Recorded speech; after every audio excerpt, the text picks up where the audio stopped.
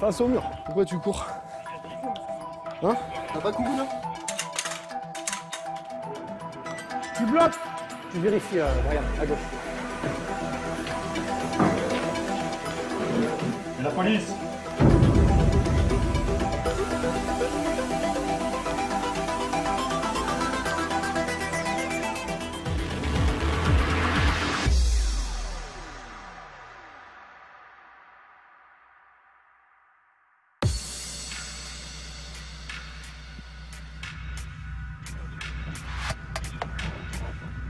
Vendredi 7 juillet, 10 h. C'est ma première intervention de police secours. J'ai voulu partager le quotidien de ceux qui nous protègent chaque jour. Pour ce baptême du feu, je ne serai pas déçue. J'ai rendez-vous avec le brigadier chef Philippe dans le 11e arrondissement de Paris. Voilà des jours que les habitants de cet immeuble se plaignent d'une odeur pestilentielle. Quelques heures plus tôt, les pompiers sont entrés de force dans l'appartement suspect. À l'intérieur, un cadavre. Nous intervenons sur une personne décédée à domicile, suite à un appel TNPS. Donc TN11 nous a transféré l'appel. Donc on intervient donc, à l'adresse précitée pour une personne décédée à son domicile. Suicide, mort naturelle ou crime? Pour le savoir, le brigadier chef Philippe et ses hommes investissent l'appartement.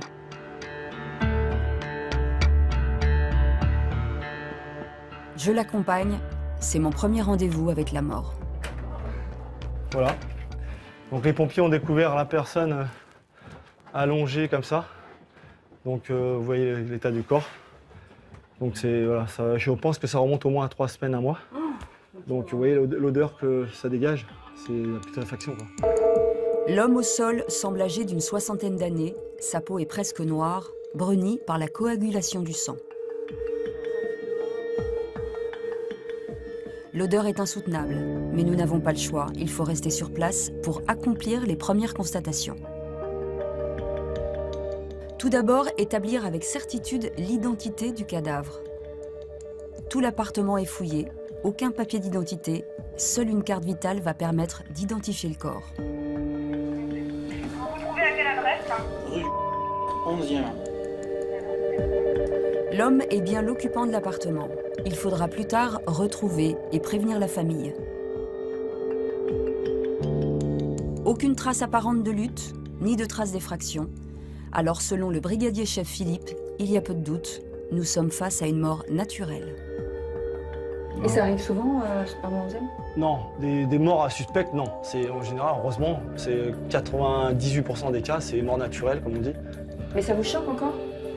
Non, moi, on va dire, je passe au-dessus, quoi. Donc, du moment que ça me touche pas personnellement, on va dire, parce que voilà, c'est l'expérience. Malheureusement, on vit avec. C'est le travail, hein, ça fait partie de notre travail. On est police secours, donc malheureusement, on va dire, heureusement que c'est pas tous les jours qu'on fait des personnes décédées à domicile, mais c'est fréquent. Pour en être certain, le corps va être transporté pour autopsie à l'Institut médico-légal de Paris. Chaque année, l'IML en effectue plus de 3000. Personne ne peut entrer dans l'appartement pour éviter de salir entre guillemets. Voilà, c'est-à-dire que quand c'est suspect, on referme, on attend devant, on bouge pas. Là, je pense, avec l'expérience que j'ai, c'est certainement une mort naturelle. Donc suite à un étouffement, suite à un AVC, suite à autre chose. Et donc voilà. Ça, ils vont pouvoir le déterminer tout de suite? Ça, c'est à l'IML. C'est-à-dire, eux aussi peuvent dire, voilà, je pense que c'est naturel, mais c'est le travail des médecins légistes à l'IML. J'apprendrai plus tard que la victime est morte en s'étouffant. J'ai bouclé ce jour-là ma première enquête de police.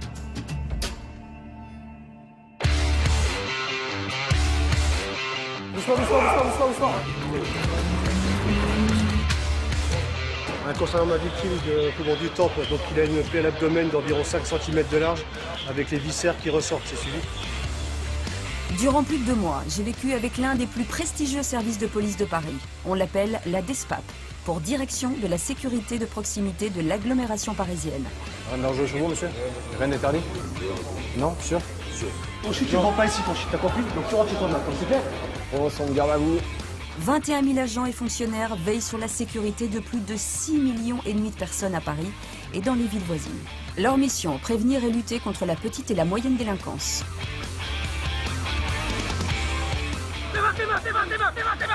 Police!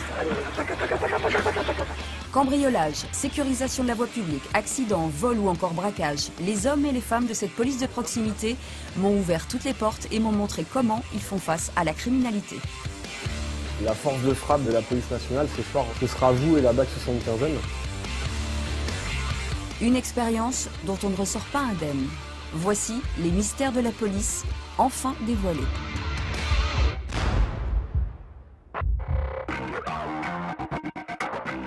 Paris, nous sommes dans les sous-sols d'un bâtiment. C'est tout ce que j'ai le droit de dire, car ce lieu doit être tenu secret. C'est dans cette salle que commencent la plupart des affaires judiciaires. Urgence, oui, j'écoute. Ah, d'accord. Ok, bon, bah, très bien, on va aller voir ça.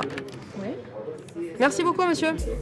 Nous sommes au fameux 17 Police Secours, ce mythique numéro de téléphone qui permet de joindre la police en urgence. Capitaine, ici on est ce qu'on appelle la plateforme des appels d'urgence, pas uniquement le 17. On reçoit ici les appels du 18, donc sur le Paris plus la petite couronne. Ouais. Les appels du 112, donc l'appel d'urgence européen, et les appels du 17, uniquement pour l'instant les appels parisiens 75 et de la Seine-Saint-Denis 93. D'accord. Voilà. On fait une petite visite? Oui. Allez, petite visite. Les appels d'urgence, rien que pour Paris et sa petite couronne, il y en a près de 1 million par an. Alors pour tous les traiter, plus d'une centaine de policiers et de pompiers sont réunis ici, dans cette salle de 1000 m². Allô, bonjour monsieur, où êtes-vous dans le 20e arrondissement, s'il vous plaît, précisément? Leur première mission est de classer l'urgence, car beaucoup d'appels n'ont rien à voir avec les missions du service. Plaisantins, demandes farfelues sont malheureusement légion, comme je peux m'en rendre compte. Là, il n'y a plus d'électricité. Mais c'est peut-être vos fusibles? D'accord, vous avez voté par vos voisins, eux non plus, ils n'ont plus d'électricité? Oui, bah moi je fais pas d'électricité, monsieur, je veux bien venir pour les perturbateurs. Après, l'électricité, c'est pas trop mon domaine. Il n'y a peut-être pas payé? Oui, aussi. Pour classer les appels, voilà comment ils s'y prennent. Une première équipe, appelée plateforme 1, a 30 secondes pour juger de leur urgence et de leur pertinence. Depuis minuit, la plateforme 1 a déjà reçu et traité près de 2500 appels. Qu'est-ce que c'est que ça? Alors ça, c'est un tableau numérique sur 24 ans, le nombre d'appels de personnes qui ont appelé le niveau 1 pour des situations d'urgence ou pas. Donc ça veut dire 2006 plus 2003 plus 1887 plus 174, c'est le détail rien qu'aujourd'hui. Ah ben ça commence fort. Donc le niveau 1, oui, composé d'agents administratifs du ministère de l'Intérieur qui sont chargés de caractériser l'urgence et l'importance d'un appel. Ce qu'il faut savoir, c'est que 60% des appels qui arrivent ici ne sont pas des appels qui relèvent de l'urgence et qui polluent tous les appels qui sont vraiment urgents ou très urgents. Disons que je suis une opératrice. Donc là, le téléphone sonne. Donc le téléphone sonne. Et quel est le motif de votre appel? On m'a volé... On est en train de voler ma voiture ou de casser une voiture. D'accord. La situation dangereuse persiste-t-elle? Le malfaiteur est-il toujours sur les lieux? Si c'est un vol qui est en train de se faire, ça va être qualifié très urgent, donc ça va être transféré au niveau 2. Il va pouvoir récupérer cet appel en priorité. En fait, vous avez très peu de temps pour savoir si c'est vraiment urgent, pas urgent, si c'est un farfelu, si c'est... Toute la difficulté de ce poste au niveau 1, c'est de traiter les appels en 20 à 30 secondes et de transférer très rapidement au niveau 2 s'il faut une intervention police. D'accord. Chaque jour, plus de 1000 appels sont transférés à la plateforme 2. Ces agents aguerris doivent savoir gérer toutes les situations et réagir au plus vite. Bonjour, bonjour. Bonjour, enchantée. Bonjour Cécile. Elle est sympa, elle, j'aime beaucoup, elle s'appelle Cécile, elle est bien, la mieux de toutes. C'est Cécile, ma nouvelle collègue, qui va m'expliquer ses secrets. Cette policière assermentée de 36 ans a déjà 2 ans de police secours, après 15 ans de service. Une vraie pro. Est-ce que vous pouvez m'expliquer comment ça fonctionne? C'est-à-dire que le niveau 1 vous envoie un caractère d'urgence ou de très urgent, tout à fait. et là, vous prenez la main. Voilà, on prend la main. Donc quand ça apparaît en appel très urgent, on le prend évidemment en priorité. Et donc là, on arrive souvent sur des interventions plutôt compliquées, des cambriolages en cours, des agressions, des vols violences, enfin des choses vraiment qui demandent à être vraiment tout de suite réactives. Et donc on appelle tout de suite les véhicules pour qu'ils aillent sur l'intervention. Bonsoir monsieur, je vous écoute, que se passe-t-il? Où êtes-vous? D'accord. Voilà quelques minutes qu'elle est en ligne. Dans une boutique, 2 personnes ont eu un accrochage. Il est où, monsieur, votre magasin? Il est où, votre magasin? Dans quelle ville? À Montreuil, monsieur? D'accord, je vais appeler mes collègues, on va venir voir ça, monsieur. Et toutes 2 vont appeler la police. Oui, bonsoir, qu'est-ce qui se passe? Vous avez été violée par le monsieur qui travaille à la caisse? Expliquez-moi un petit peu ça, madame. Est-ce que par hasard, vous ne seriez pas à Montreuil? Voilà, au 232 rue. Voilà, donc lui-même, il m'a appelé également. Mais il n'y a pas eu de viol, madame, vous parlez de viol, il n'y a pas eu de viol. C'est une altercation verbale, il vous... Madame. Un viol, madame, c'est une agression sexuelle. Voilà, il vous a poussé, il y a eu un différend commercial qui a mal tourné, d'accord. Mes collègues ont été prévenus, madame, déjà, on va venir voir ça, hein. Sur l'ordre de Cécile, une patrouille va intervenir et mettre fin au différend. La policière doit réunir le maximum d'informations pour être certaine que l'intervention d'une patrouille se justifie. Car ce n'est pas toujours le cas, comme lors de ce second appel. Un automobiliste refuse de remplir son constat. Monsieur, parlez un peu plus doucement, s'il vous plaît. Vous avez eu un accrochage? C'est-à-dire, monsieur, il y a eu un accrochage avec un autre véhicule, vous n'êtes pas d'accord sur le constat? Et donc, quel est le problème, en fait? Pourquoi vous appelez la police, en fait, dans ces cas-là? Vous savez, le constat, monsieur, n'est pas obligatoire sur place, hein. Prenez ses coordonnées, sa plaque d'immatriculation, son assurance, et chacun son constat, chacun de son côté, monsieur, hein. C'est pas une obligation, hein. C'est pas la peine de rester sur place et de chercher la bagarre avec l'autre personne, monsieur, hein. Voilà, monsieur. Faites votre constat tranquillement. Au revoir. Les Parisiens au volant deviennent fous, hein. C'est incroyable, hein. Des fois, des différends entre automobilistes, on en arrive à des blessés graves, hein. La dernière fois, on a fait un coup de couteau comme ça, hein. Ils n'étaient pas d'accord sur un accident matériel tout bête, et ils ont sorti les couteaux, quoi, coup de couteau. Ah non, mais c'est... Les Parisiens au volant sont fous, vraiment fous. À chaque heure de la journée correspondent des infractions différentes. La nuit, c'est bien souvent bagarre et agression. La journée, accident de la route et vol. Police secours, bonjour. Appel des pompiers pour un... D'accord. Au téléphone, un vigile d'un supermarché explique à notre policière avoir arrêté un homme qui consomme sans payer dans l'établissement. Il le retient en attendant l'arrivée de la police. Donnez-moi, monsieur, la rue de Tolbiac, à quel numéro vous êtes? 174, et c'est le Carrefour Market, hein? D'accord. C'est une personne habituée de chez vous, c'est ça? Donc un appel très commun également, les vols à l'étalage. C'est une grosse partie de notre travail également. Donc là, c'est quelqu'un qui consommait dans le magasin, mais comme c'est pas la première fois, c'est quelqu'un d'habitué, cette fois ils l'ont interpellé pour, pour essayer un petit peu de... Ah, parce qu'on n'a pas le droit de manger dans les magasins? Ah si, on peut, si on passe à la caisse et qu'on paye ce qu'on a mangé. Mais là, lui, apparemment, il a fait entrer plat dessert et il ne comptait pas payer en partant. D'accord. Il y a des trucs qui vous font rire tellement c'est... Ça fait rire. Ouais. Il y a des choses vraiment qui nous font rire. On a été appelé il n'y a pas longtemps pour... C'est un voisin qui nous appelle, il y avait des cris donc, chez les voisins. Il pensait à un différend conjugal avec violence. Donc moi j'appelle, oui, différend conjugal, peut-être femme battue, donc on y va vite. Et en fait, quand les collègues sont arrivés, ils sont tombés sur une séance un petit peu débat sexuel, un petit peu sadomaso. Et voilà, des fois, on envoie des collègues sur des interventions et on arrive sur des choses auxquelles on pense pas du tout, quoi. Mélinda, 43 ans, 16 ans de service de police secours. Comme Cécile, elle est aussi une policière aguerrie du service. Pour traiter les appels et constater les infractions, Mélinda a recours à une technique devenue aujourd'hui indispensable, la vidéoprotection. Paris est équipé de plus de 2500 caméras, auxquelles s'ajoutent celles des métros et des transports publics, qu'elle peut consulter en direct, comme lors de cet appel. Urgence, oui, j'écoute. Oui. Un homme explique être témoin d'une agression sexuelle envers 2 femmes. Donc 2 individus alcoolisés, ils ont fait un compliment à la dame, elle a mal pris et là ils sont en train de se battre. Mais il fait quoi le patron?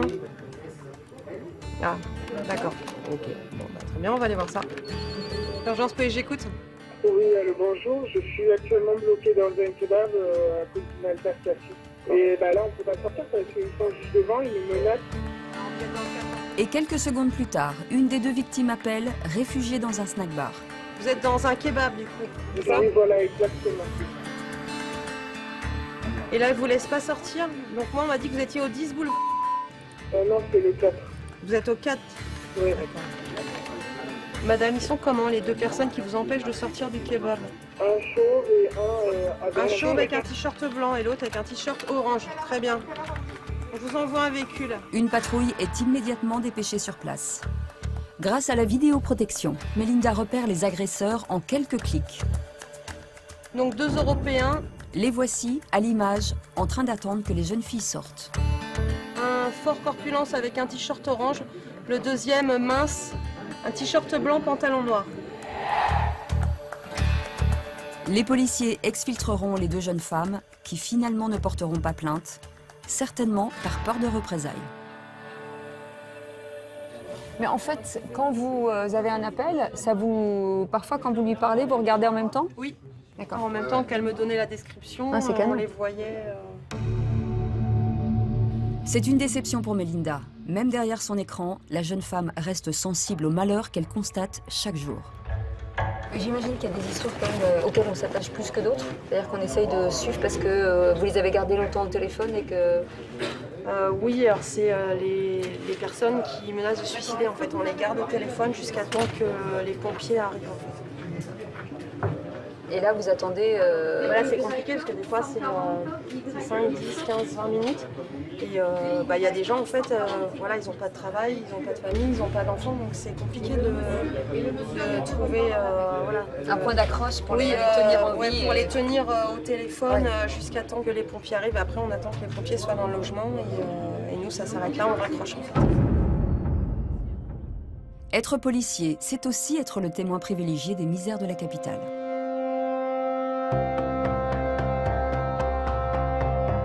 Paris, la ville lumière, a aussi sa face cachée.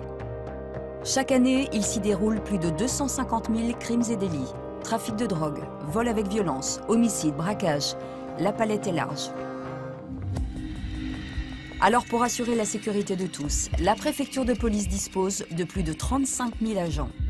Parmi eux, la compagnie de sécurisation et d'intervention, la CSI 75, l'unité d'élite de cette police de proximité.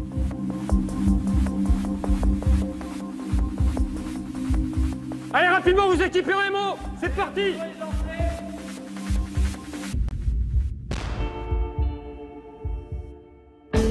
Sous l'autorité du commissaire Barnabé, les hommes de la compagnie sont les spécialistes des zones les plus sensibles de Paris. Des hommes de terrain qui luttent chaque jour contre la délinquance urbaine. Ma première mission sera avec les motos aux côtés du major Jean Daniel, le responsable des unités motos. En montant avec eux, je dois tenir compte des risques. La vitesse, je l'avoue, me stresse un peu.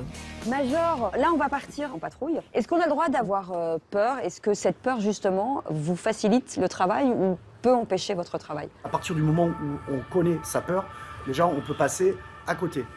Après, quand vous parlez de vitesse, la vitesse n'est qu'un moyen. La vitesse n'est qu'un outil d'interception. Et le vrai danger n'est pas forcément que dans la vitesse, mais c'est aussi dans l'interpellation. Dans l'interpellation, dans le rapprochement de la personne. Donc en fait, c'est un tout.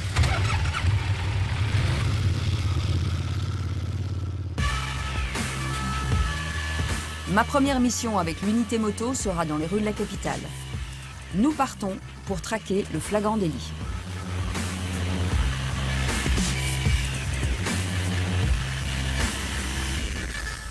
Vas-y David.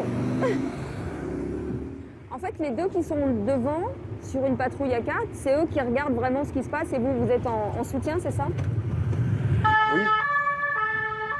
Voilà quelques minutes à peine que nous roulons sur le périphérique et déjà un premier client. Regardez, sur notre droite, nous sommes doublés par un scooter en excès de vitesse. Il est immédiatement repéré par le commissaire Barnabé en soutien de ses hommes dans une voiture suiveuse. Et oui, ça roule fort là parce qu'il vient de faire plusieurs centaines de mètres en quelques instants. C'est justement là qu'on trouve la force des motos, c'est qu'en voiture là on n'aurait jamais réussi à le rattraper. Et là les motards de tête qui sont loin devant vont nécessairement l'intercepter.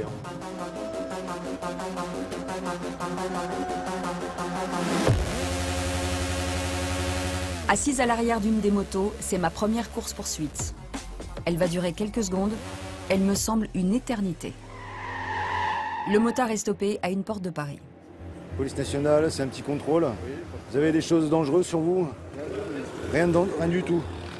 Est-ce que vous pouvez me présenter une pièce d'identité, permis, etc. Ce contrôle n'est pas anodin. Le commissaire Barnabé m'apprend une technique de flic. Souvent, une infraction au code de la route peut cacher des faits bien plus graves. Le chauffard pourrait par exemple transporter de la drogue. Cette fois, ce n'est pas le cas. Le motard adresse ses excuses aux policiers pour l'excès de vitesse de 20 km/h au-dessus de la limitation. Il sera simplement mis en garde. On appelle cela un rappel à l'ordre. Clairement, notre cœur de métier à la CSI, c'est la lutte contre la délinquance. La délinquance générale, pas la délinquance routière. Donc évidemment, on en fait, mais quelque part, là, c'est plus un moyen pour nous d'avoir un contact avec cet individu qui pourrait nous intéresser. Mais derrière, si concrètement, on ne découvre pas d'armes, pas de drogue, et qu'il n'est pas recherché par la police, on va juste lui faire un rappel à la règle. La recherche de gros poissons n'exclut pas de faire régner la loi dans les rues de la capitale. Nous fonçons de nouveau vers un scooter. Cette fois, 2 adolescents. L'un d'entre eux ne porte pas de casque. Les mecs, ils mettent pas de casque, quoi. Sans déconner. Une fois encore, après vérification, aucun n'est détenteur d'armes ou de drogue. Le conducteur repartira libre avec son scooter. Le second, après un rappel à la règle, est bon pour prendre le métro. Aujourd'hui, c'est cadeau. Aujourd'hui, c'est jour de fête. Parce que là, si on fait notre travail, je pense que vous en avez pour... D'accord ? Donc vous restez à pied, vous n'avez pas de casque, vous n'avez pas de gants. Vous, il va falloir que vous ayez des gants. C'est clair ? Allez, bonne journée, monsieur. Ça marche ? Allez, on est parti.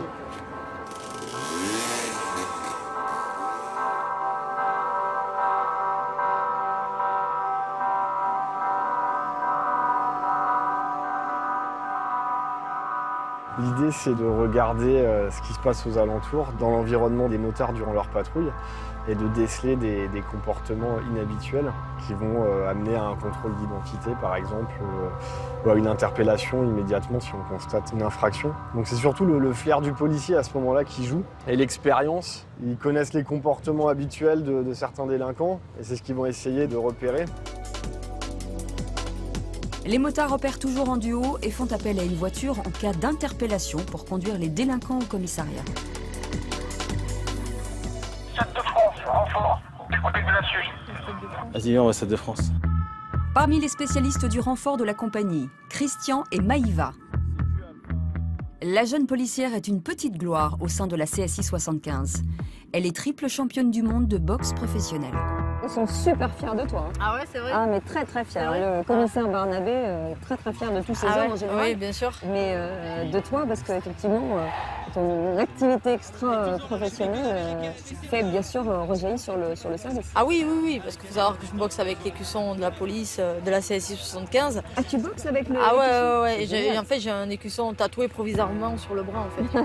C'est drôle, hein. Et sacrée nouvelle championne du monde IBF dans la catégorie des super plumes, Maïva! Autant dire que peu de voyous résistent à Maïva.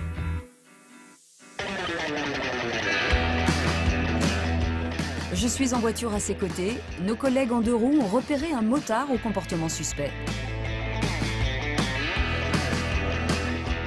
Je le vois pas.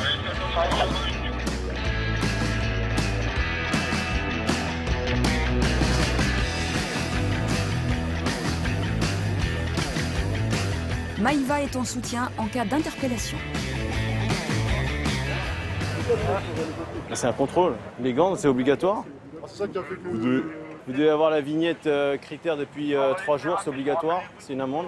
Il y a... En fait, je vous explique, le véhicule, il appartient à un garage. Ouais, posez juste le casque, s'il vous plaît. Juste d'abord m'assurer que vous n'avez rien d'interdit, de dangereux sur vous. Pas de stupéfiants, rien. Vous êtes connu, service de police? Oui, quand j'étais plus jeune, oui. Mais ce n'est ni la vignette ni les gants qui intéressent les agents. Après vérification, l'homme conduit sans son permis, qui lui a été retiré à plusieurs reprises. Permis bravo en demande d'aptitude, FPR. Ah, vous auriez pu le dire, hein. Il n'y a pas le Dès le départ. On va aller au commissariat, monsieur. Ah, pour le permis. Normal, non? CQ Alpha 32, on se rend au CIP 18. Le scooter restera sur la voie publique. L'homme est escorté par Maïva et Christian jusqu'au commissariat le plus proche pour d'ultimes vérifications. Scooter remet mon droit, vas-y, la plaque. C'est quoi ça, c'est un R? W. WA. L'homme au casier judiciaire chargé est alors placé en garde à vue. Multirécidiviste pour conduite sans permis, il risque la prison ferme. Alors, qu'est-ce qui se passe? Le monsieur qui était en défaut de permis est placé en garde à vue. Ah oui, direct. Oui, parce qu'il est multirécidiviste. Donc c'est un habitué, il a déjà fait de la prison à 2 reprises pour les mêmes faits. Donc il est passé en garde à vue et s'il a une peine avec sursis ou une mise à l'épreuve, je pense qu'il retournera en prison. Là, je pense qu'il va peut-être comprendre. Je suis pas sûr qu'il comprenne, mais au moins il aura le temps d'y réfléchir. Lorsqu'ils ne sont pas en service, Maïva, Christian et beaucoup de leurs collègues participent bénévolement à des journées d'initiation auprès d'un jeune public dans des quartiers difficiles. Je les accompagne au programme cohésion, pratiques sportives et techniques de défense pour recréer du lien entre les policiers et les citoyens. C'est parti. 1, 2. C'est prêt? Oh, c'est pas mal, hein? Eh, dis donc, hein? Ah, tu dois la clé de la suite. Allez, Mission accomplie aujourd'hui avec les jeunes du quartier.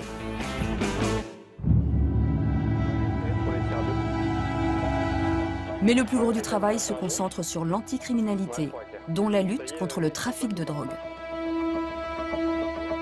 Anthony est en train d'installer le matériel. Je vous tiens au courant lorsqu'on est en place. Ça donne quoi de votre côté pour l'instant?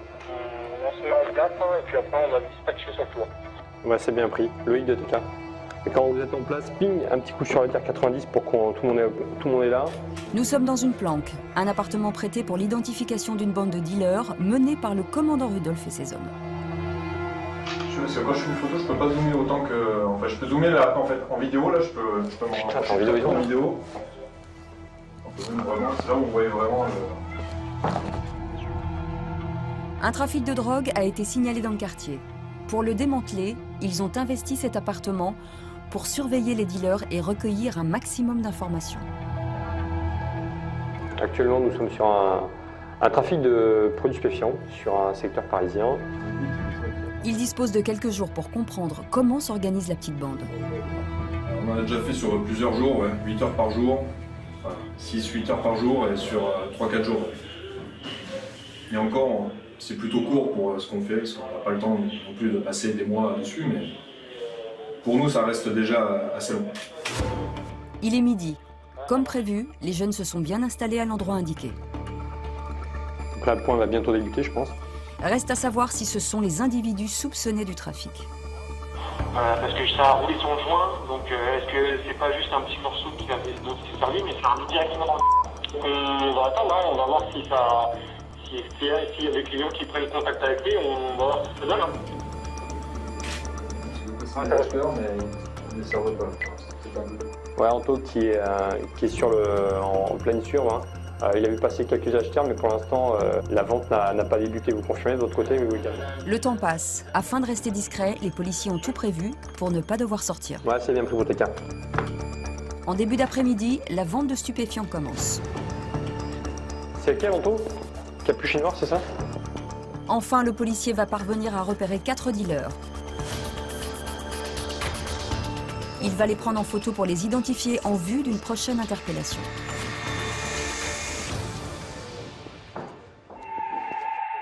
Trois jours plus tard. Alors, pour info, ça peut être hyper long. On a quand même 4 mecs qui stationnent ici. Et à chaque fois, c'est jamais le même qui vend. Donc le but, c'est de mettre les 4 dedans.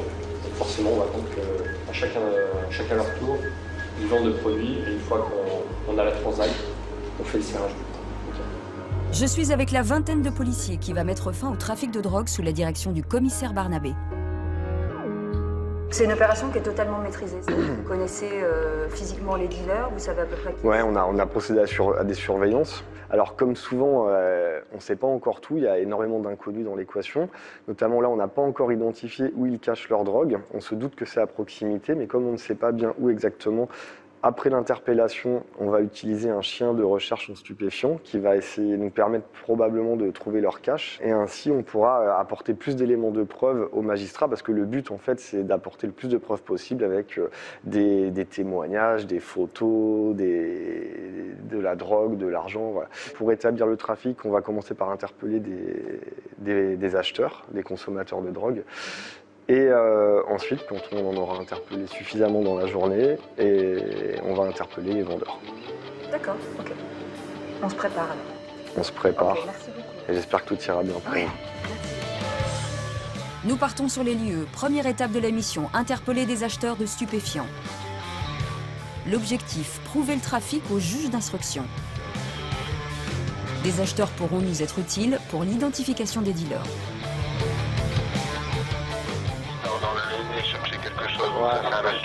Il y a une transaction en cours là. Là, on vient d'avoir une transaction entre un dealer et un acheteur.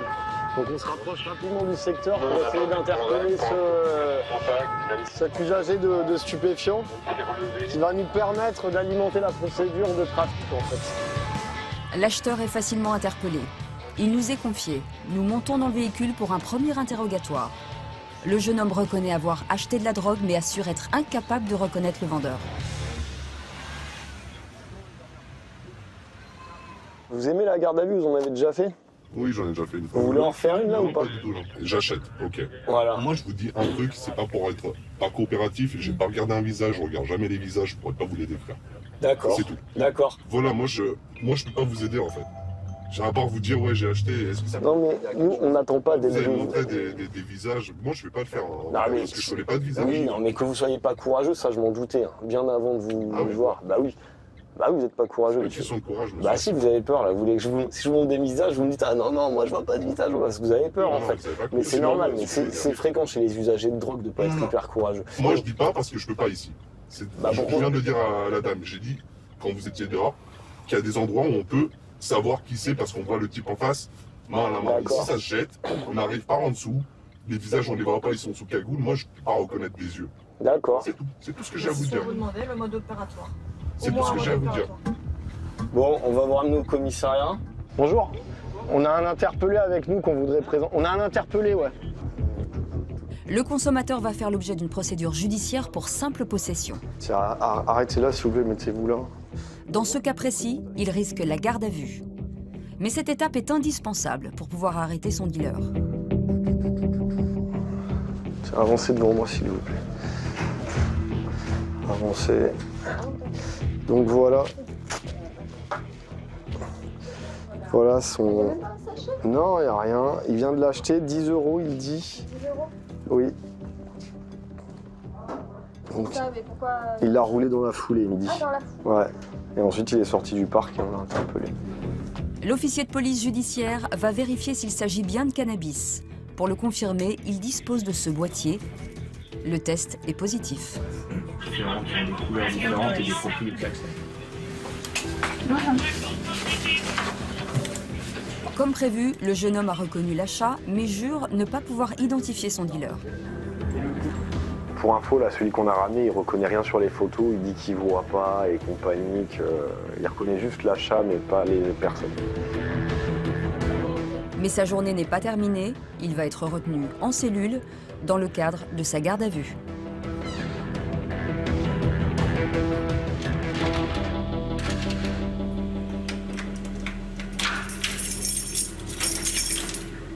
Donc là, on est au commissariat du 20e.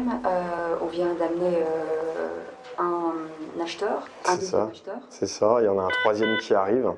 Et donc tous ces acheteurs nous permettent de constituer l'infraction de trafic de stupéfiants. Ça démontre bien que les gens qui sont implantés à cet endroit sont en train de vendre de la drogue. La preuve, il y a une succession d'acheteurs qui viennent se rendre à eux.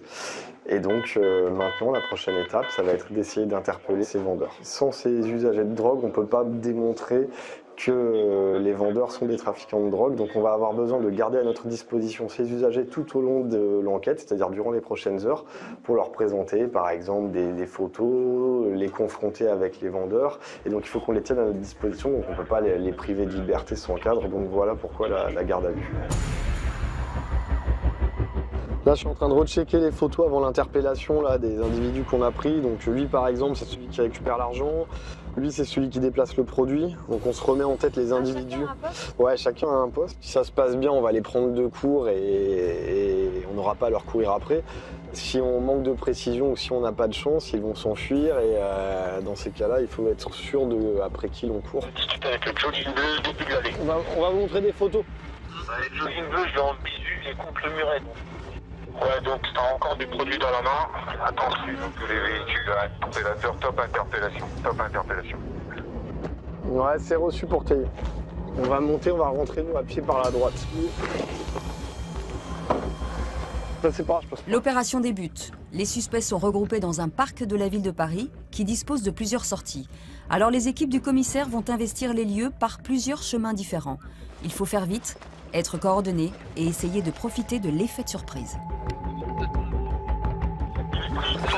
Ça court. Voici les cibles. Les jeunes gens sont encerclés et n'ont pas le temps de fuir. Personne ne bouge les gars là. Personne ne bouge là. Restez là. Mettez face au mur, face à nous. Les mains face au mur. Les mains au mur les gars là. Comme il fallait s'y attendre, les palpations de sécurité ne donnent rien. Il y a une bonne raison. Les dealers gardent rarement l'argent ou la drogue sur eux. Tout est caché dans les buissons aux alentours. C'est la raison pour laquelle, au départ, aucun d'eux ne semble inquiet. Ils sont loin de se douter qu'une enquête complète a déjà été réalisée à leur encontre.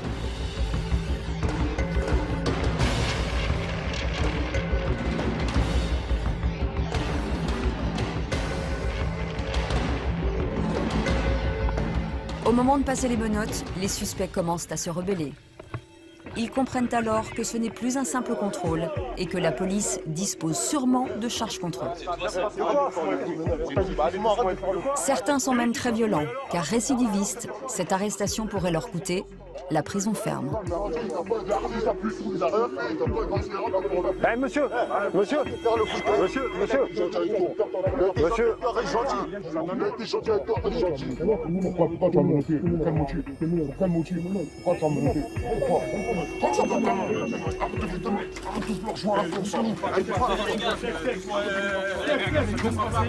Il a juste écouté, regarde, il va se laisser mener. En fait, t'as maintenant.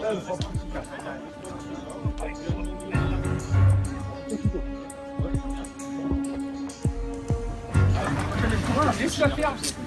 Tu te laisses faire tranquillou, ça se passe bien, d'accord? C'est bon? Voilà. On serre, on passe. C'est bon là, c'est bon, on a tout, donc tous les objectifs sont interpellés. Donc là on va temporiser un petit peu et ensuite on va faire intervenir le chien.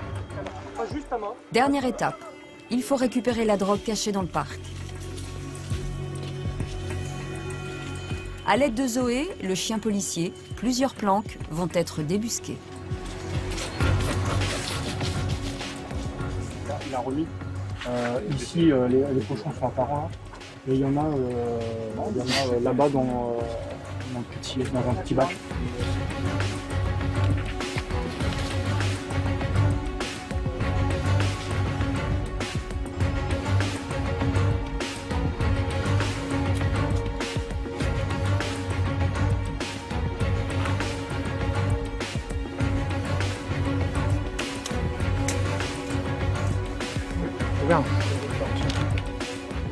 Ok, les gars.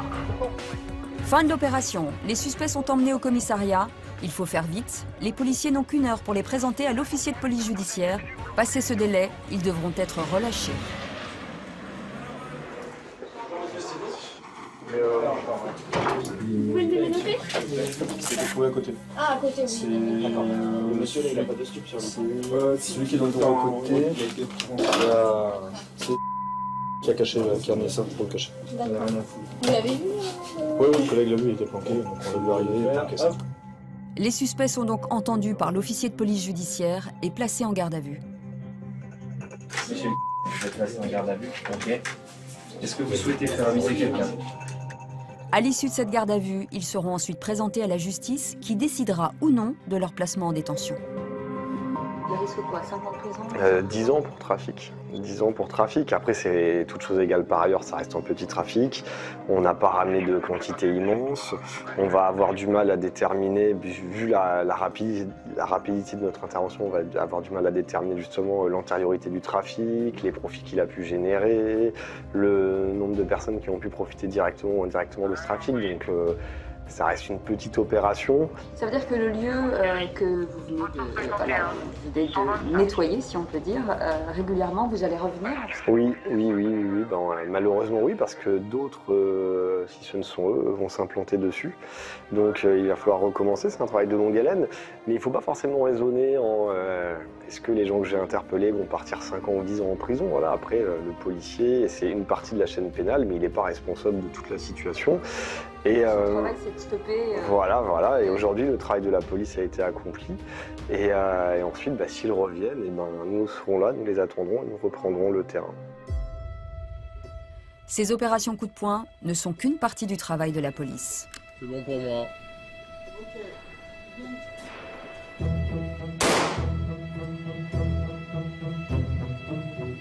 Car pour endiguer le trafic de drogue, il faut viser la tête du réseau.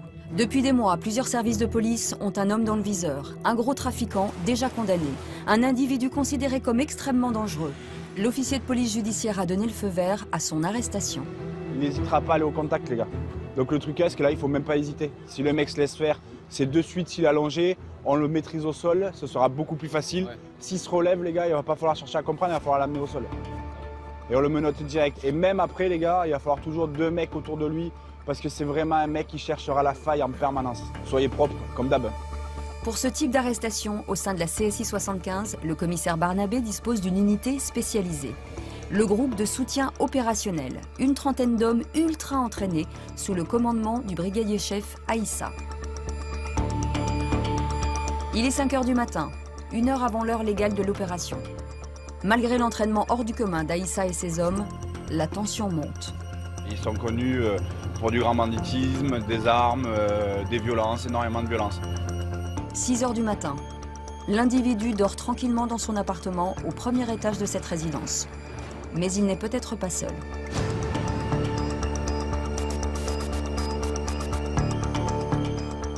Donc les gars, par là on se met contre le mur, s'il vous plaît, à droite.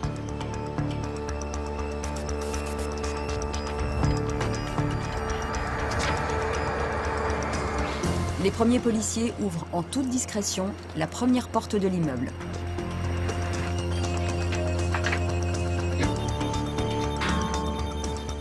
Et comme il faut aller vite, comme c'est un premier étage, il peut prendre la fuite à droite ou à gauche. Chez lui, normalement, c'est essentiellement de l'argent. Il faut qu'on aille assez vite pour pas qu'il se débarrasse de l'argent, qu'il le jette par la fenêtre, ou même s'il y a du stup. Arrive le moment le plus délicat.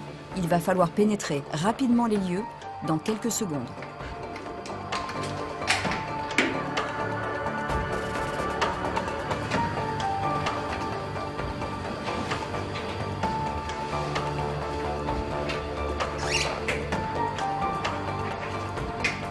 La porte va être forcée à l'aide d'un vérin hydraulique d'une poussée de 7 tonnes.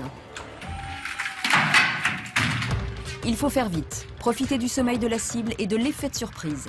L'arrestation va durer moins de 10 secondes.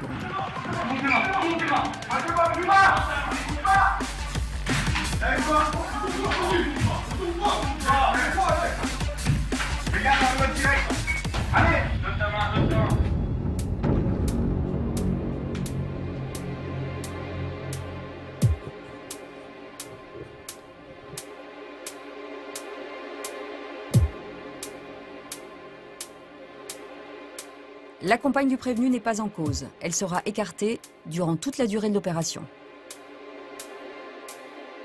Vous mettez à l'angle de porte, s'il vous plaît. Plus tard, les policiers poursuivront l'enquête avec l'aide d'un chien spécialisé dans la recherche de drogue, d'armes ou d'argent. Viens, pied. Travail. Collègue, il y a un marquage avec des billets dans la pièce d'à côté. Au passage, les policiers trouvent une jolie liasse de billets qui semble appartenir au suspect. Un billet de 100, intéressant. On continue, je vais faire le compte avec lui. Ça marche. Et c'était son argent. Ouais. Fin de l'interpellation. Il est 8 h du matin. Le suspect est déjà placé en garde à vue. Il sera plus tard présenté au juge d'instruction. Ouais, on le prend en compte, les gars, s'il vous plaît. Par contre, là, il va falloir te... Vas-y.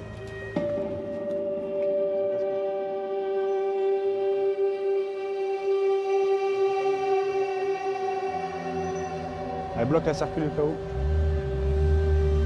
Son véhicule, un puissant bolide de marque allemande d'environ 100 000 €, est saisi. Laquelle? Je croyais que c'était un pote.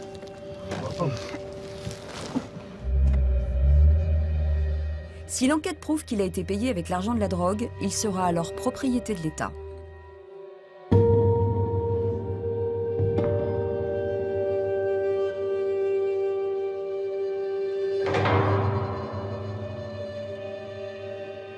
Au commissariat, l'homme va être mis en cellule avant que les enquêteurs ne l'entendent.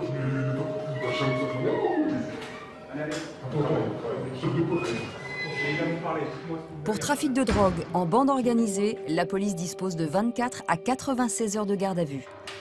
Pour lui, ce sera vraisemblablement un minimum de 48 heures.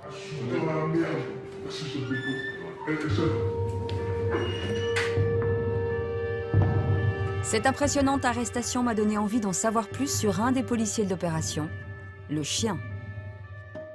Faut bouger là. Je suis au centre d'entraînement de la brigade cynophile. Allez. Ah, il est lourd, la vache. Non, il est pas lourd, il est tout petit. Voilà. Allez. 130 fonctionnaires et 80 chiens sont engagés chaque jour dans des missions d'anticriminalité. Bougez plus. Alors, faut pousser les mains. Jump. Allez. C'est bien. Ça c'est bien mon gars, t'as gagné hein. Ah. Il fait chaud. Olivier est l'un des maîtres chiens de l'unité. Avec lui, je vais découvrir les incroyables aptitudes du meilleur ami de l'homme. Jump, par exemple, un malinois de 2 ans. Parmi ses spécialités, l'assaut. La chienne est capable de mettre KO n'importe quel individu avec sa muselière coquée. Monsieur, c'est la police. Ouais, qu'est-ce que t'as là? Monsieur, laissez-vous faire. Ah non, je me laisse pas faire. Attention. Oh, t'es complètement dingue. Approchez pas, monsieur, hein, c'est la police. Ah, tu vois, si j'approche pas, oh, ta chien. Le but, c'est de repousser. Alors, on est plus au niveau du torse, Ouais. Ce qui va couper le souffle en fait, ce qui nous permet de déstabiliser l'individu. On n'est pas là pour blesser les gens. Alors ça va leur faire mal, hein, c'est sûr. Ça va surtout couper le souffle. D'accord. Ouais. Donc c'est vraiment ici au niveau du Ouais, sternum. alors quand on met le casque, souvent ça a tendance à les monter. rehausser un peu dans leur frappe. Quand on lève le casque, ils ont tendance à descendre un tout petit peu, donc ils sont là. Certains chiens ont tendance à venir dans le ventre. Bon, là, ça coupe encore plus le souffle et on se retrouve avec des personnes qui sont un peu pliées. Donc ça permet de bien les calmer quand ils commencent à être vraiment agressifs. Ouais, je comprends. Ce chien policier est en formation, mais il montre déjà de belles dispositions au maintien de l'ordre. L'exercice suivant consiste cette fois à arrêter un individu retranché. Monsieur police. Le chien peut parfois être plus rapide que l'homme. Monsieur, c'est la police, sortez, on envoie le chien. Pour mettre ce genre de criminel hors d'état de nuire.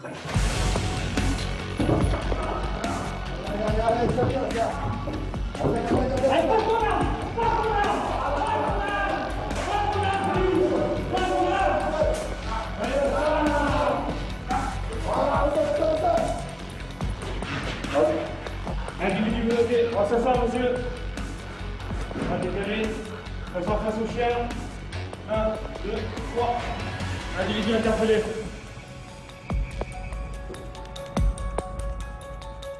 Mais la première aptitude des malinois et bergers allemands, c'est bien évidemment leur flair. Cadavres, drogue, explosifs, ils peuvent tout reconnaître, à condition d'être sans cesse entraînés. Le maître chien Jérôme entraîne régulièrement Isno à pister des personnes disparues ou recherchées. Il suffira de quelques secondes au chien de recherche pour assimiler une odeur et retrouver un individu sur plusieurs kilomètres. Donc on est à la section piste, recherche de personnes. On recherche des personnes qui ont disparu. Donc on fait toute disparition inquiétante, ça va du mineur qui a fugué, en passant par la personne suicidaire ou les personnes à Alzheimer. Mais ça peut être aussi dans un cadre judiciaire où on peut rechercher des auteurs de vol à main armée ou différentes personnes qui ont commis des délits à partir du moment où ils sont partis à pied. Assis. Assis.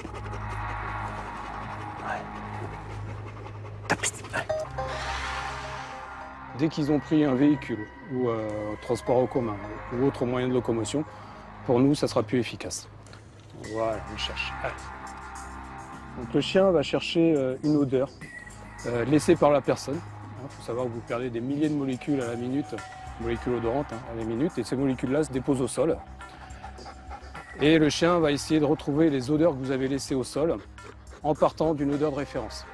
Il sait quelle odeur il doit chercher, et après, dans sa recherche, Il fait le tri parmi toutes les odeurs que vous pouvez trouver au sol et va remonter jusqu'à la personne qu'on doit rechercher. Ouais, c'est bien, moche. C'est bien. Allez, on y va, on cherche. Donc la conduite doit toujours être très fluide, il ne doit y avoir aucun arrêt. C'est-à-dire que s'il est arrêté, il peut se demander s'il est sur la bonne trace. Il peut se dire, attends, tu m'arrêtes, pourquoi tu m'arrêtes alors que je suis dessus? Et du coup, il peut partir sur autre chose. Et par contre, ça peut aller très vite. Donc à partir du moment où il a son odeur, il faut le laisser faire sa recherche et ça peut fuser très vite. Le but pour lui, c'est de retrouver son jouet. Donc par le biais de retrouver la personne, il retrouve son jouet et de là, il peut jouer. Ouais, encore une fois. Ok, vas-y, donne. Ouais, t'es bien, Didi.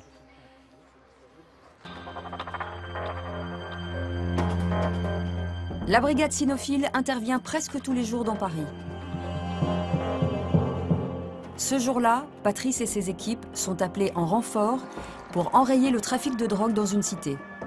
Je pars avec le commandant Héritier.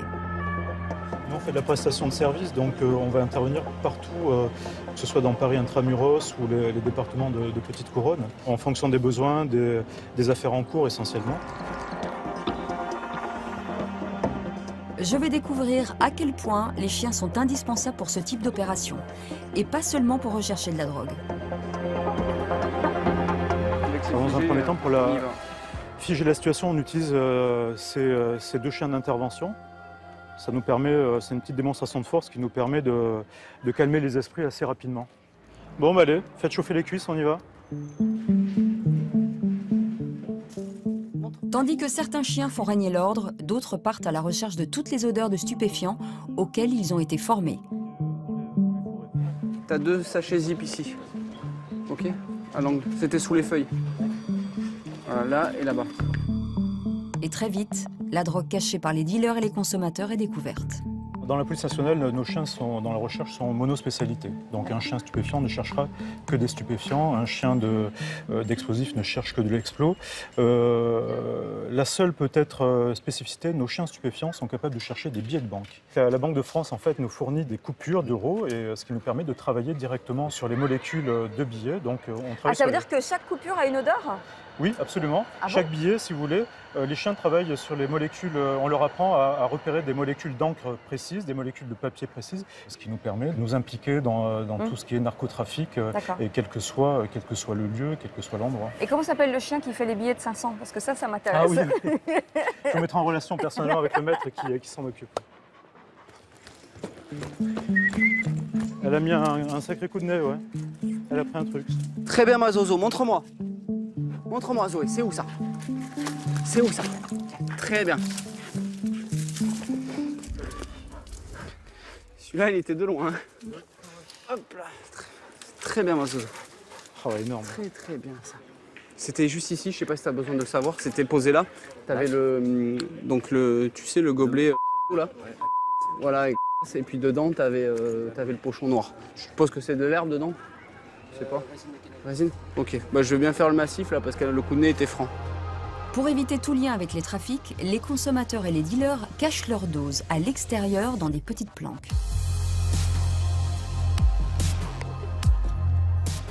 Ok, c'est l'emballage vide. Allez, on continue, c'est bien. La cité regorge de petits endroits où est planquée la drogue, mais essentiellement en petite quantité. L'opération de police reste un succès. Il s'agit avant tout de prévention et de santé publique.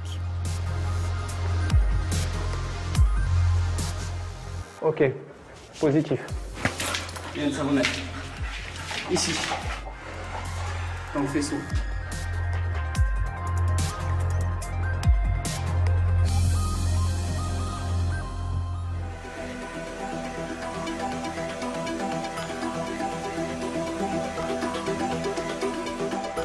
Tout à coup, quelques jeunes tentent de fuir. Sans doute ignorant de la descente en cours. Il est facile pour les forces de police de les appréhender. Doucement.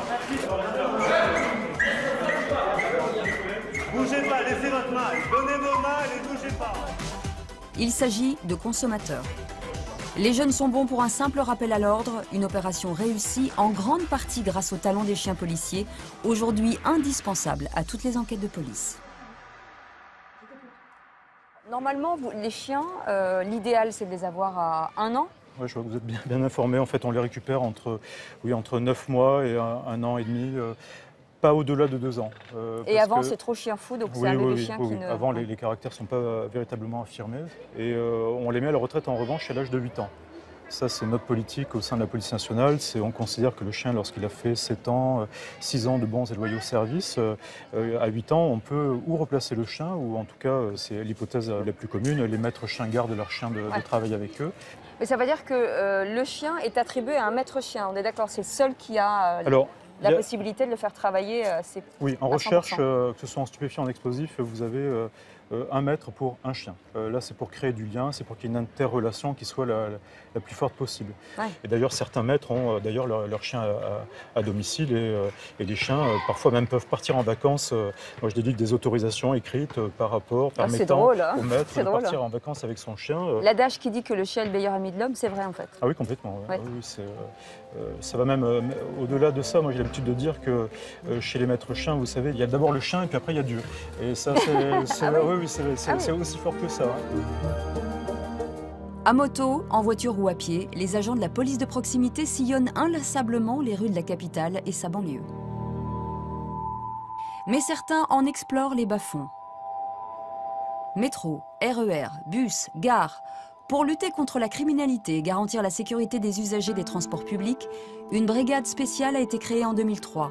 Elle s'appelle la Brigade des réseaux ferrés, la BRF. Je les protège, s'il y a un problème, je suis là. Donc là, on va aller vers La Chapelle. Gare du Nord et La Chapelle, c'est un couloir qui les sépare. Et là-bas, il y a beaucoup de voleurs. Voilà. Donc on peut être requis par un usager qui vient de se faire voler son téléphone ou son portefeuille. Je suis en compagnie du brigadier-chef Benoît. Avec son équipe, il patrouille chaque jour sur les points les plus sensibles du réseau ferré. Sécuriser les transports en commun, c'est d'abord faire acte de présence. Donc là, quand on fait des contrôles, on vérifie donc, les pièces d'identité, donc s'ils ne sont pas recherchés par la police. Là, on est un secteur où il y a beaucoup de vols de téléphones portables et de portefeuilles. C'est pour ça qu'on, sur leur autorisation, on leur demande de communiquer le numéro email du téléphone et on vérifie s'il est volé ou pas. Voilà. Bonjour monsieur, contrôle de police s'il vous plaît. Rien de dangereux chez vous monsieur? Rien d'interdit? Non? Sûr? Une pièce d'identité? Ouais. Faites voir votre téléphone et votre pièce d'identité monsieur. Oui? Est-ce que vous pouvez allumer votre téléphone s'il vous plaît monsieur? Non, allumez-le monsieur s'il vous plaît. C'est bon. Le passeport. Au revoir. Voilà monsieur. Bonne journée. Au revoir. Paris dispose de l'un des réseaux ferrés les plus denses du monde. 26 000 km de voies pour plus de 25 millions de voyageurs par jour. Un lieu confiné, idéal pour le vol à l'arraché, et particulièrement de téléphones portables. 75% des vols de smartphones ont lieu dans le métro.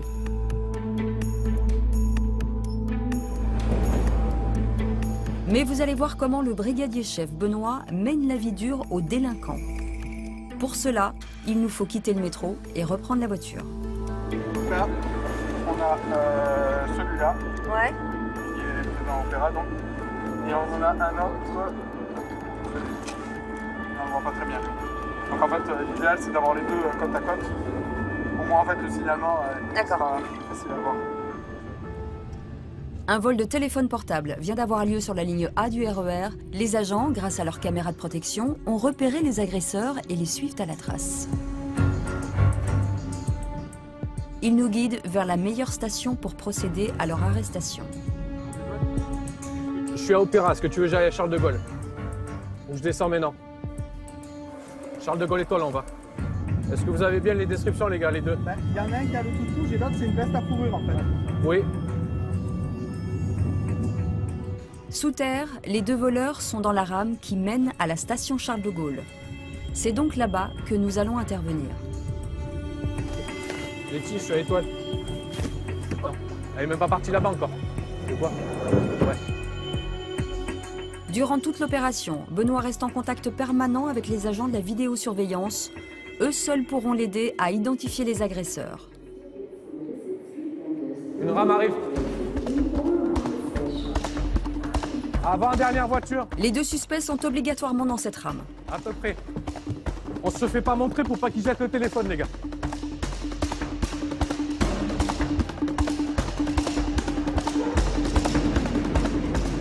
Il faut bloquer le RER pour retrouver les deux hommes. Ouais, je sais, mais si le quai est court... Reste avec Brian, Arnaud, s'il te plaît. Passe en bas. Vas-y, rentre au milieu, s'il te plaît. C'est dehors, c'est dehors. Je sais pas. Encore après. Là, Sylvain. Deuxième.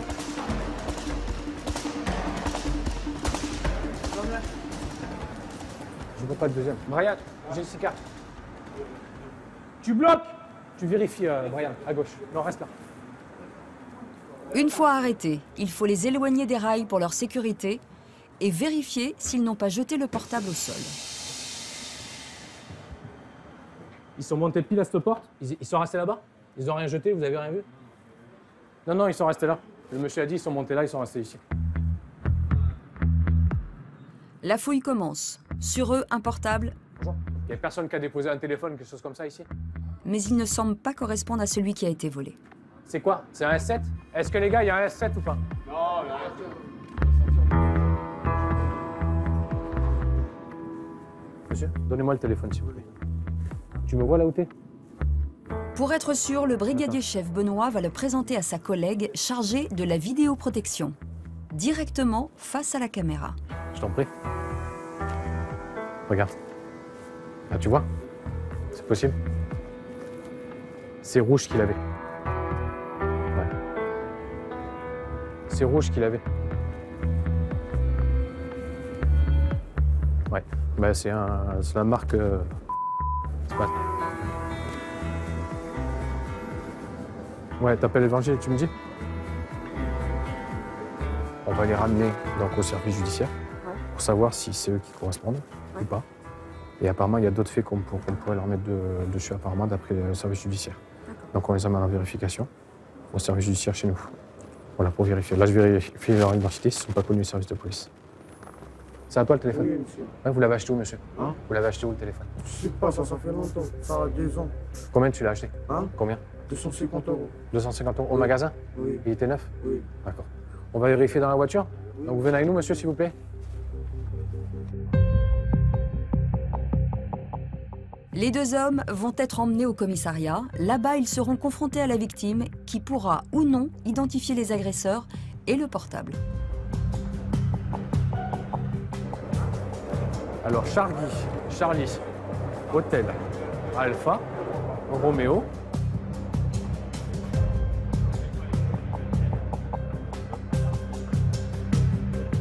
Là, sur place, on ne peut pas faire grand-chose, à part vérifier leur identité. Voilà, parce que tous les deux, ils n'ont pas de papier, donc on vérifie leur identité et on vérifie s'ils n'ont pas le téléphone sur eux. Là, pour l'instant, ils sont clean au niveau des identités. Ils n'ont pas le téléphone sur eux. On va prendre contact avec la victime qui va voir si on va les reconnaître. Et ils ont quel âge? Moins de 18 ans? Eux, ils se disent 16-17 ans, ouais. Mais ils ont la vingtaine, facile. Voilà. Le fait de dire qu'ils ont moins de 18 ans, ça les forcément... Eux, ça les rassure parce qu'ils sont mineurs, ils pensent qu'en tant que mineurs, ils risquent rien.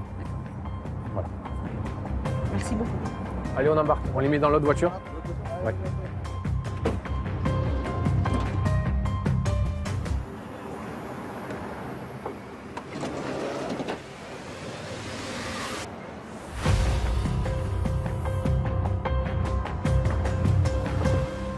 Finalement, le téléphone volé ne sera jamais retrouvé.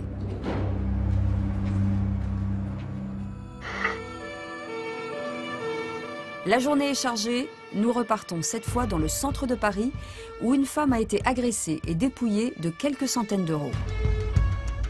Veste de tailleur, la meuf. Un chignon. Jess, tu fais la meuf, sac à main noir. Ils sont toujours là? Ils sont toujours là. Une fois encore, les agents de la vidéoprotection suivent les deux agresseurs dans leur déplacement. Il y a Jess qui va tout seul sur la meuf. Jess, si ça va pas, tu gères. Cécile, tu vas avec? Viens, Sylvain, viens, s'il te plaît, s'il te plaît. Dis-moi si ça bouge, dis-moi si ça bouge. Allez, Sylvain. Là, là. C'est bon. Quoi? Tu attends? Veste de tailleur et chignon, la jeune femme correspond à la description faite par la victime. Monsieur, est-ce que vous avez de l'argent sur vous? Présentez-moi l'argent que vous avez sur vous, monsieur, s'il vous plaît. Vous avez combien sur vous? Vous avez que ça? Vous avez rien d'autre? Est-ce que madame a de l'argent sur elle? Remettez ça dans la poche, monsieur, s'il vous plaît. Pour les confondre, il faut maintenant retrouver l'argent volé. Oh, regarde. Mais vous avez oublié ça? Là, il y a 500. C'est à vous, ça? Si, mais c'est de ma poche. Ah, c'est à vous? Je sais pas, je vous ai demandé de l'argent, vous m'avez dit j'en ai pas. Ouais. Vous en avez encore? 803 évangiles. Ok. Non, on fait ça. Les deux 803 évangiles. C'est bon. Tournez-vous, monsieur. Ah non, il y a combien d'argent là, Téliban? Je sais pas encore, il doit en manquer. Le vol ne fait guère de doute, le couple va être placé en garde à vue. Sur le sac, on n'a pas bien vu. Monsieur, on va aller dans la voiture de police et on va aller au commissariat. Mais pourquoi chez vous? D'accord? On vous expliquera au commissariat. D'accord? Vous avez quel âge? Moi? Vous avez quel âge? Mais je n'ai 22. 22? On peut monter sur l'évangile, c'est bon. Allez, on y va.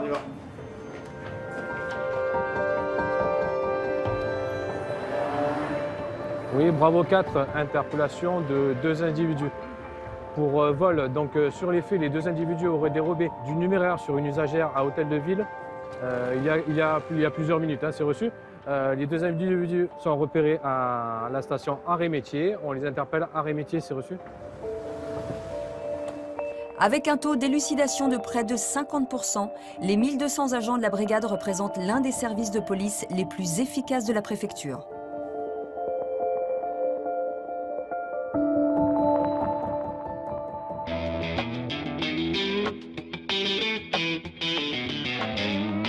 « 14 juillet au matin. Paris et sa banlieue sont placés sous haute surveillance. Près d'1 million de spectateurs sont attendus dans les rues pour le feu d'artifice. Toutes les unités, dont l'unité équestre, sont sollicitées pour sécuriser les zones à risque. Direction Saint-Denis. Ce jour-là, j'ai rendez-vous avec le major Thierry Tarlet, adjoint à l'officier d'unité de la brigade équestre, qui patrouille en ville. Quelle est la physionomie là sur le secteur actuellement? Secteur très calme. C'est calme? La rue La République, ouais. Commerçante, mais sinon D'accord. secteur calme. Bonne physionomie sur le secteur. Il y a plus de monde là-bas? Ouais, il y a plus de monde. Allez, on va aller au secteur rue piétonne. Se déplacer dans les rues piétonnes, c'est sûr, c'est déjà un avantage. Mais surtout à cheval, la vue est dégagée, on peut voir de très loin, et ça compte. À cheval, ça nous permet de surplomber tous les piétons. Là où nous, quand on va se trouver à pied, on va très vite ne plus avoir de visibilité parce que c'est noir de monde. Mais vous allez voir qu'entraîné, le cheval se révèle un véritable policier. Les premiers résultats de la brigade font apparaître une chute de 17% de la délinquance sur le secteur. Vous arrêtez 4 de front, vous augmentez les écarts entre les chevaux. Bon, salut! En répétition des gestes techniques d'intervention avec l'une des patrouilles, je me prête à l'exercice. Merci à vous. Mais vous voyez qu'ils sont professionnels, vous disiez l'inverse tout à l'heure. On va considérer que vous êtes une personne ayant commis un crime ou un délit flagrant et on va venir vous interpeller. Je suis d'accord. Allez, on parle normalement. Ah oui, oui. Ah oui, oui. Ah oui. Retournez-vous, madame. Ouais. Là, moi, j'ai en fait toute la partie haute de votre corps. D'accord. Les mains au-dessus de votre tête, vous levez les mains. Voilà. Me voilà menotté. Ah oui, ça a des grandes jambes quand même. Là, on est nous, parce que là, on est très très. C'est bon, c'est bon. Allez, bonne soirée. C'est vrai que quand on est à l'intérieur, c'est plutôt assez impressionnant. D'abord, on ne lève pas les yeux et il y a quand même 2 énormes masses Et c'est vrai que de faire attention à ses pieds et tout, et donc j'imagine que ça annihile complètement l'agressivité du prévenu. Et c'est vrai, mais s'il y avait de l'hostilité, le fait du surplomb du policier fait que je peux difficilement atteindre. Là, c'est difficile. Ouais. Les chevaux sont aussi utiles pour les arrestations lors de regroupements à risque, comme les manifestations. On va faire un encagement. Donc vous simulez une interpellation. On fait une bulle là.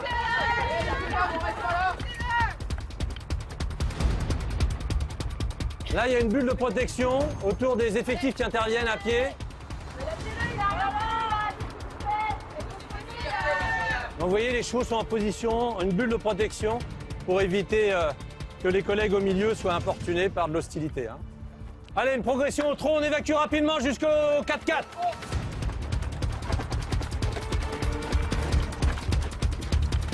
Il faut, admettons, un groupe de supporters qu'on ne veut pas voir arriver trop vite parce qu'ils risqueraient de croiser des groupes de supporters de l'équipe adverse.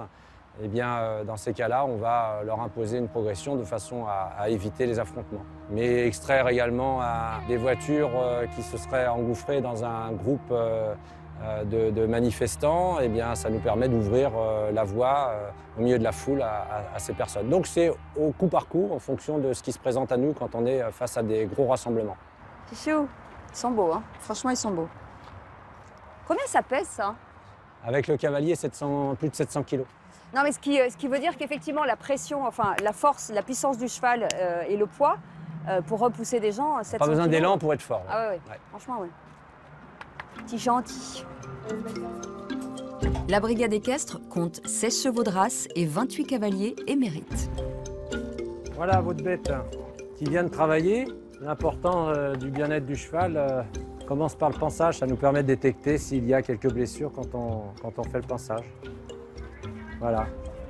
Stéphano qui veut participer un petit peu à l'exercice. Bonjour Stéphano. Je vous vois plus, hein. Vous voyez l'intérêt de la taille des chevaux aussi. Ça permet, on l'a vu tout à l'heure, l'exercice, hein, d'écarter aussi le champ visuel. Vous avez de l'après-shampoing? Le cheval scellé, la brigade me propose une mission de surveillance en leur compagnie. C'est mon cheval. Comment il s'appelle mon cheval déjà? Urvana, c'est une jument. Nirvana? Urvana. Ah, Urvana. Urvana, on va aller entre copines, hein? Ça te dérange pas, Stéphano? Ah, tu veux que je tout? Oui, tu m'aimes bien. Ah oui, tu m'aimes bien.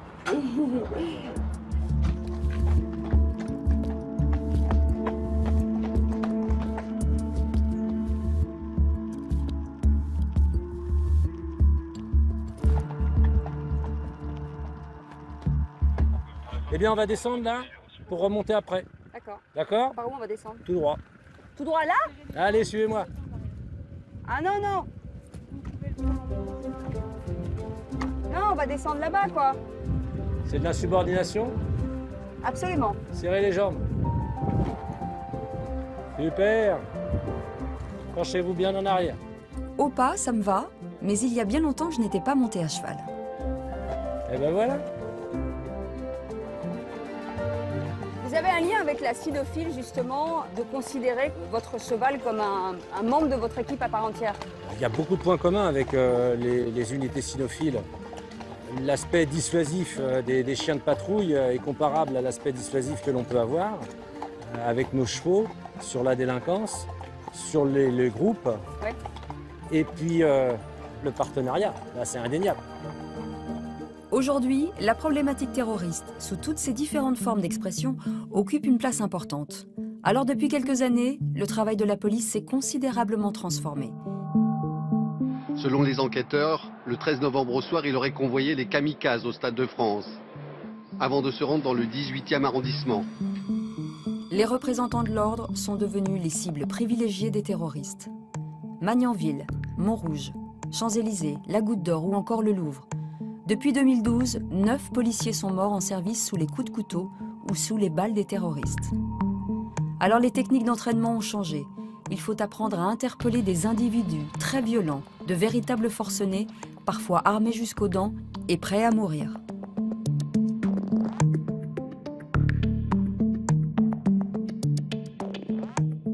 Ce jour-là, je retrouve les hommes et les femmes de la brigade d'élite de la compagnie de sécurisation et d'intervention pour un entraînement bien particulier. Sous la direction du commissaire Barnabé, ils vont apprendre à interpeller un individu retranché dans un bâtiment. On dispose de moniteurs au sein du service et on a une vraie politique ambitieuse de formation. Et dès 2014, en fait, on avait commencé à travailler sur cette problématique des tireurs en action. Les gars, on déséquipe tous et on s'équipe en lourd. C'est parti. L'exercice va se dérouler dans une usine désaffectée. Les hommes de l'unité d'intervention vont simuler une véritable situation de crise, proche de celle de l'attentat du Bataclan en 2015, où ils sont pour la plupart du temps les premiers à intervenir. Ouais, c'est bien suivi, pour un exercice, rapidement, on nous signale pas mal de cris, il y a un gros mouvement de foule sur place et on nous signale toujours la présence d'un individu armé sur site. Suivi. Les policiers disposent d'un minimum d'informations. Alors là on progresse, on a le bâtiment en face, qui est une infirmerie, un homme armé est rentré, ça tire, apparemment des cris, donc c'est sûrement des blessés, l'homme toujours sur place. On va encercler le périmètre et ensuite progresser si besoin. Objectif, protéger les civils et neutraliser le tireur. Ces agents d'élite vont donc progresser, comme ils l'ont appris, par équipe, et sécuriser toujours leurs angles de tir. Les détonations paraissent réelles. En fait, elles sont enregistrées et diffusées par les instructeurs pour placer les policiers en situation de stress maximal.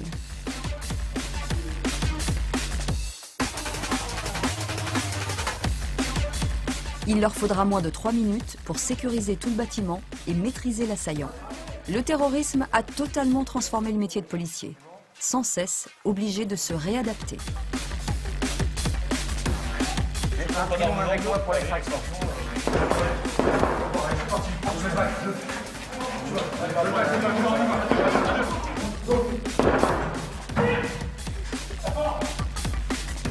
Le brigadier chef David forme ses hommes à l'anticipation. Le métier est nettement plus exigeant. On demande à des individus, quelles que soient leurs compétences, si vous voulez, d'un niveau bac, on leur demande d'atteindre un niveau bac plus 10 en intervention. C'est un peu le parallèle. Donc le travail est énorme.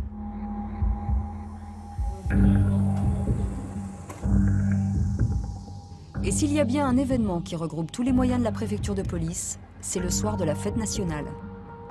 Un 14 juillet à Paris, c'est l'un des plus beaux feux d'artifice du monde, mais c'est aussi une population festive, jusqu'au bout de la nuit, cible favorite de la délinquance et du terrorisme. Les hommes de la CSI 75, sous la direction du commissaire Barnabé, font partie des 11 500 policiers et gendarmes mobilisés ce soir-là. La force de frappe de la police nationale ce soir, ce sera vous et la BAC 75e. Et je compte sur l'ensemble d'entre vous, effectifs en tenue, effectifs en civil, effectifs motards, pour faire face aux menaces qui nous guettent, à savoir évidemment les violences urbaines, jets de projectiles, feux de véhicules, feux de poubelles que l'on rencontre à chaque fois. Les vols et violences contre les personnes aussi, que l'on va connaître du fait du nombre important de citoyens qui vont se promener dans Paris, particulièrement au sein des balles de pompiers. Et puis aussi, malheureusement, le risque terroriste, en vous rappelant que vous serez la première réponse en cas d'attaque, quelle qu'en soit la nature. Et je vous rappelle aussi à ce titre qu'en cas d'attaque terroriste, le deuxième danger, c'est le surattentat. Donc il y a toujours ce réflexe, quelle que soit la nature de l'attentat initial, de penser au surattentat. Pour l'ensemble, garde à vous et on peut les rendre. Bonne soirée, à tout à l'heure.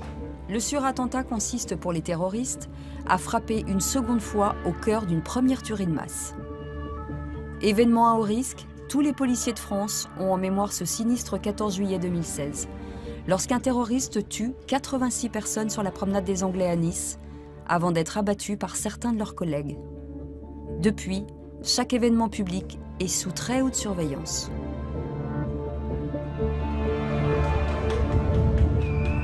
J'imagine que quand vous arrivez dans des moments de foule comme ça, vous ne recherchez pas la même chose qu'il y a 5 ans, forcément. Bien sûr, parce qu'on s'adapte à la menace, à ce qu'on voit en France évidemment, mais aussi ce qu'on voit à l'étranger. Donc il y a, ouais, là, on ne peut pas vous dévoiler tout le dispositif, mais il y a énormément de choses qui sont faites contre les véhicules béliers. Il y a des choses qui sont faites contre les explosifs, des choses qui sont faites contre des tireurs embusqués. Donc il y a beaucoup de travail qui est fait. Tandis que CRS et militaires encadrent la foule venue ce soir voir le feu d'artifice et faire la fête, je pars en patrouille avec le commissaire Barnabé. On va rentrer dans la cité Saussure, je ne réponds plus de rien. Il y a 2-3 ans, ils avaient tiré un mortier, donc un feu d'artifice, sur un bus RATP. Et le bus avait brûlé intégralement. Ah oui, je me souviens. Les policiers le savent, le risque ne se cantonne pas uniquement au lieu de fête. Le 14 juillet, le risque est partout. Ouais, transmettez pour TI 51.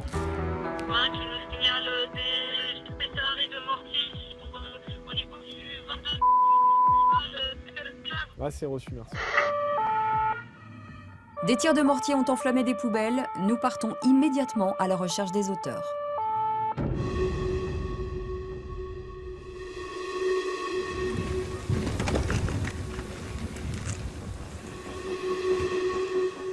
Il y a des petits gamins qui viennent, qui sabotent tout, quoi. Tout. C'est odieux. Et vous habitez là, vous? Moi, j'habite là. J'ai un appelé le 17, mais c'est insupportable. Ce qu'on va faire, madame, on va patrouiller sur le secteur, on va essayer de retomber sur les groupes qui ont fait ça.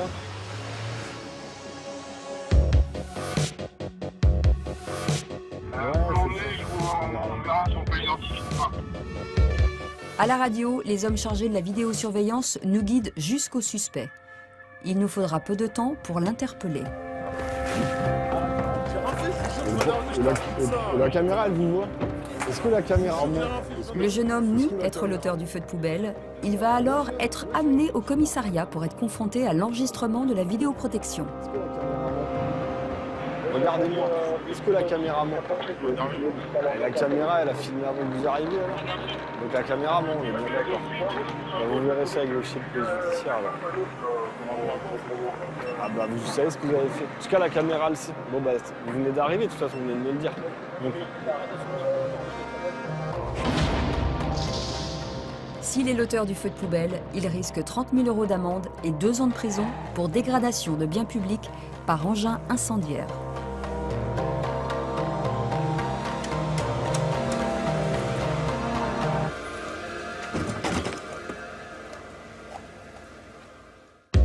La patrouille continue. On retient 3 individus contrôlés, rien sur eux, et arrête les collègues reprennent leur mission initiale en sécurisation sur le secteur. Quelques minutes plus tard, un homme s'enfuit alors que nous passons simplement dans la rue. Ça court. Ah, ça court. Allez, c'est parti. Ah, là-bas. Nous le prenons immédiatement en chasse. Ah, vas-y, par à droite, ça va. Il a un petit... Dans la main, le bac, à droite, demi-tour. Restez dans la voiture. Ouais.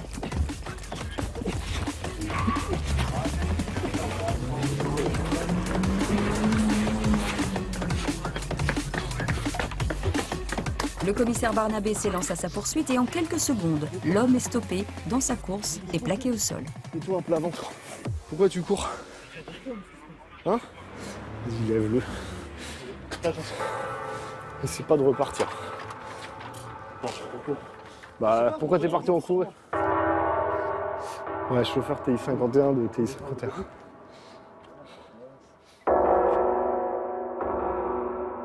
T'as 20 ans, t'as pas de formation et tout ce que tu fais c'est courir quand tu vas en voiture de police. C'est pas vrai? Tu cours pas contre la police? Donc ouais, on t'invite à rentrer chez toi et à faire rentrer le médecin. Bonne soirée. J'espère que notre prochaine rencontre se passera moins mal.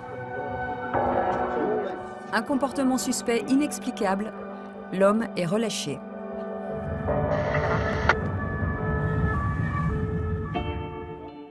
La nuit est loin d'être finie. Nous rejoignons l'un des hauts lieux de la fête, mais aussi de la criminalité. Le quartier de la Bastille, à Paris. J'y rencontre le major Alain. Il est à la tête d'une brigade de terrain dédiée exclusivement au 11e arrondissement. Bonsoir. C'est l'équipe qui tient le secteur. C'est un secteur extrêmement difficile. Ils ont beaucoup de mérite. Parce que c'est vraiment un secteur qui est compliqué à tenir. C'est festif. Et ils sont courageux. Et heureusement qu'ils sont là parce que sinon les vols et les agressions seraient bien plus importants. Surtout qu'il y a un nombre de bars ici qui est quand même Sur le 11e, on a 1500 licences 4, donc 1500 bars sur Bastille et Oberkampf. Et là, ce soir, les bars, ils ont l'autorisation de nuit, donc ils sont ouverts toute la nuit. Comme c'est quelle heure? Ah, toute la nuit, parce que c'est du 13 au 14 juillet, c'est pour la paix nationale. Ah oui.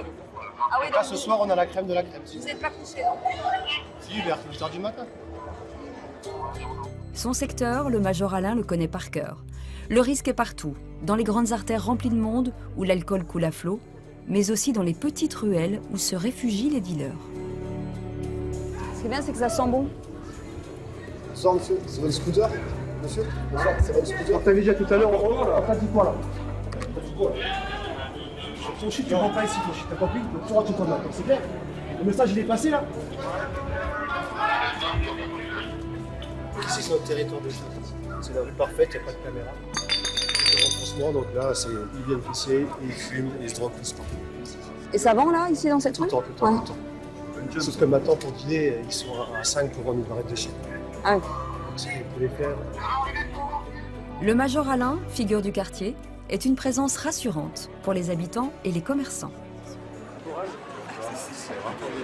Franchement, ils passent, ils nous demandent est-ce que tout va bien et on travaille à l'aise. Et vous sentez que depuis qu'ils sont là, c'est beaucoup plus calme? Depuis qu'ils sont là, on est dans le 11e.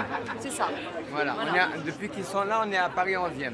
Vous avez retrouvé la tranquillité? On a retrouvé notre quartier. Ah bah c'est super, je suis contente. Passez une bonne soirée, merci beaucoup monsieur.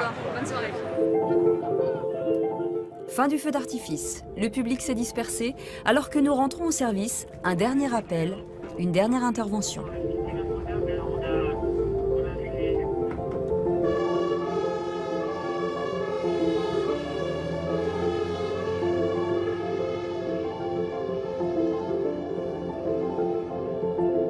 Un octambule vient de se faire bousculer alors qu'il enfourchait un vélo pour rentrer chez lui. Mais non, mais sinon, faut aller aux urgences à pied. Il faut les pompiers. Non, mais on peut y aller à pied, c'est à 50 mètres à pied. Il y a un collègue qui vous accompagne.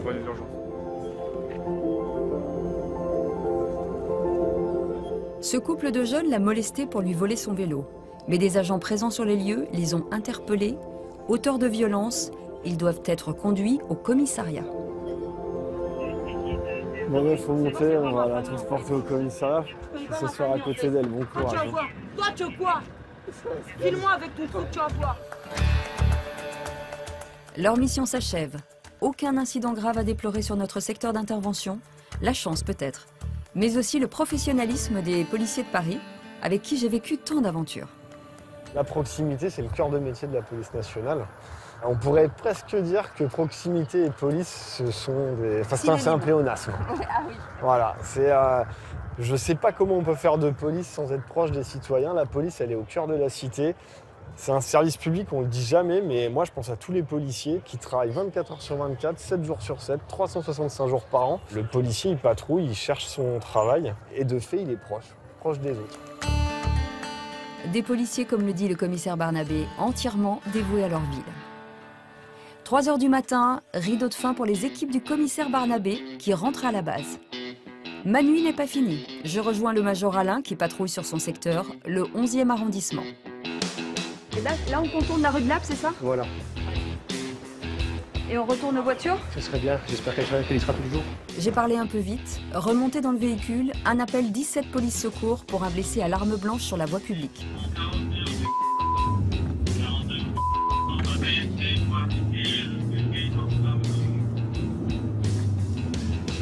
Ce soit les blessés, les moteurs, ils doivent plus être sur place.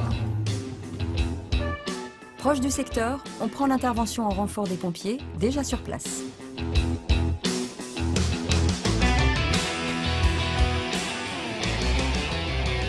Concernant ma victime de Faubourg du Temple, donc il a une plaie à l'abdomen d'environ 5 cm de large avec les viscères qui ressortent, c'est suivi.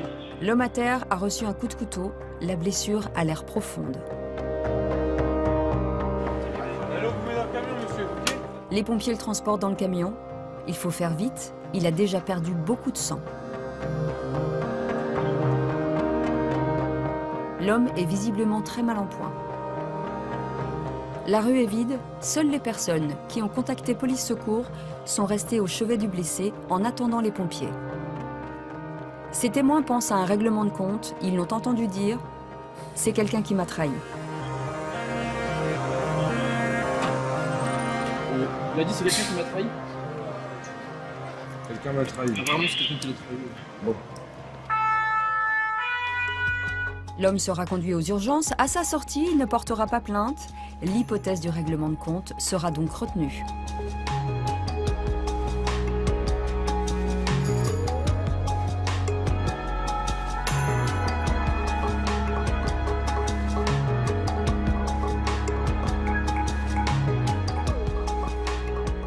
8 heures du matin, après 2 mois aux côtés des équipes de police secours, il est temps pour moi de les quitter. Merci d'avoir été avec nous, excellente soirée et à très bientôt sur C8.